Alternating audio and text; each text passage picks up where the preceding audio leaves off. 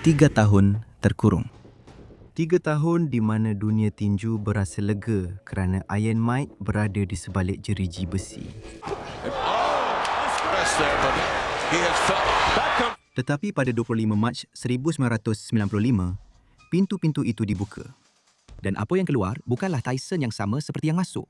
Ia sesuatu yang lebih teruk, lebih kurus, lebih dingin, lebih lapar.